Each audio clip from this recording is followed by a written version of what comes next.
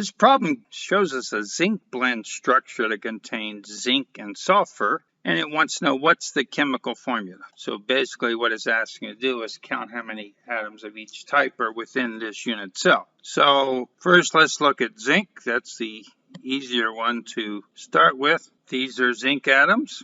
There's 4 of them. They're completely within this unit cell, so there's 4 atoms of zinc in this structure. And now sulfur, well, let's look at the sulfur atoms are at the corners. So this sulfur atom's at the corner. There are 8 corners. Well, each sulfur atom is only 1/8 within this unit cell because there's 7 other unit cells around that corner that it shares. And so we multiply this by 1/8. So that says there's 1 atom of sulfur at the corners. And now we have the sides. So 6 sides. Each atom in the side is also shared with the unit cell that's right next to it. So it's only 1/2 within the unit cell we're looking at, which means we have a total of 3 atoms of sulfur from the side. So we have a total of 4 atoms of sulfur, 4 atoms of zinc. So then the zinc blend structure, empirical formula, chemical formula is just ZnS.